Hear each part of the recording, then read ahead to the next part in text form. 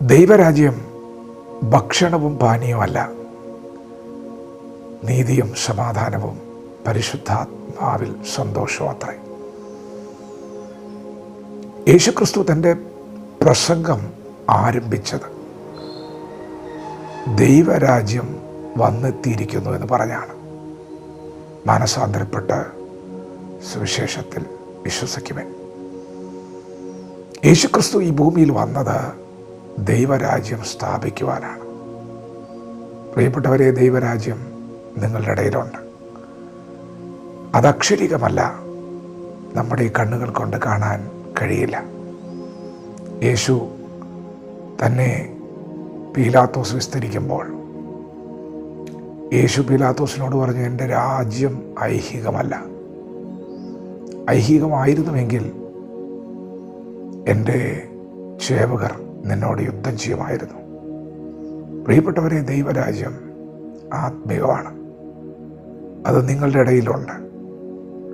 ആരാണ് ദൈവരാജ്യത്തിൽ കടക്കുന്നത്? ജഡ സ്വഭാവമുള്ളവർക്ക് ദൈവരാജ്യത്തിൽ കടക്കാൻ കഴിയില്ല. ജഡത്തിൻ്റെ ചിന്ത മരണമാണ്. ദുർനടപ്പ്, അശുദ്ധി, ദുഷ്കാമം, ഷാഢ്യം, ദ്വന്ദ്വപക്ഷം, അസൂയ, മദ്യപാനം, ഭിന്നത, വെറുക്കൂത്ത് തുടങ്ങി ജഡസ്വഭാവമുള്ളവർക്ക് ഇവിടെ ദൈവരാജ്യം അനുഭവിക്കാൻ കഴിയില്ല. അത് അനുഭവിക്കാനുള്ളതാണ്. അവിടെ ദൈവത്തിൻ്റെ നീതിയുണ്ട്, സമാധാനമുണ്ട്. എന്താണ് ദൈവനീതി? അനീതി നിറഞ്ഞ ഭൂമിയിൽ ദൈവം തൻ്റെ പുത്രനായ യേശുവിനെ ഈ ലോകത്തിലേക്ക് അയച്ച് നമ്മുടെ പാപഭാരം മുഴുവൻ പുത്രന് മേൽ ചുമത്തിക്കൊണ്ട് പുത്രൻ്റെ ക്രൂശ് മരണത്തിലൂടെ ദൈവത്തിൻ്റെ നീതിയെ ദൈവം സ്ഥാപിച്ചു. ദൈവപുത്രനായ യേശുവിൽ വിശ്വസിക്കുന്നവരെ ദൈവം നീതീകരിക്കുന്നു. ദൈവരാജ്യത്തിൽ നീതിയുണ്ട്. നിങ്ങൾ ദൈവരാജ്യത്തിൽ കടന്നാൽ നിങ്ങൾക്ക് ശിക്ഷാവിധിയില്ല. ദൈവം തിരഞ്ഞെടുത്തവരെ ആര് കുറ്റം ചുമത്തും? ദൈവം ശിക്ഷ വിധിച്ചത് പുത്രനെയാണ്. ദൈവരാജ്യത്തിൽ സമാധാനമുണ്ട്.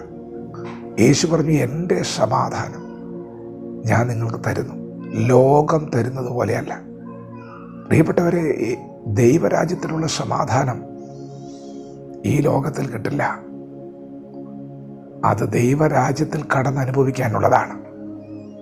അപ്പോസ്തലനായ പൗലോസ് കാരാഗൃഹത്തിൽ കിടക്കുമ്പോൾ അപ്പോസ്തലനല്ലേ കത്തെഴുതേണ്ടത്?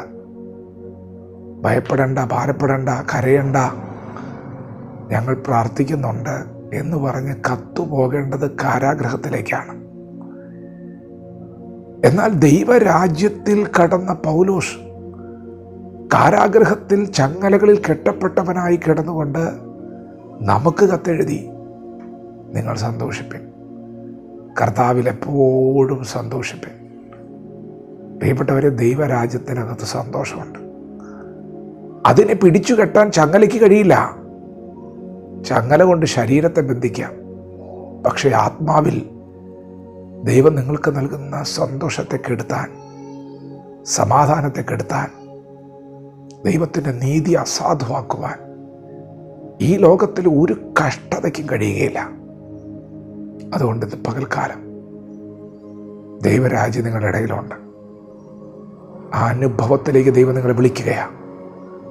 ദൈവപുത്രനായ യേശുക്രിസ്തുവിൽ വിശ്വസിക്കുമ്പോൾ, മാനസാന്തരപ്പെട്ട് സുവിശേഷത്തിൽ വിശ്വസിക്കുമ്പോൾ, പാപത്തിൻ്റെ വഴികൾ ഉപേക്ഷിച്ച് ക്രിസ്തുവിനോട് ചേരുമ്പോൾ ഇന്ന് പകൽ നിങ്ങൾക്ക് അനുഭവമുണ്ട്.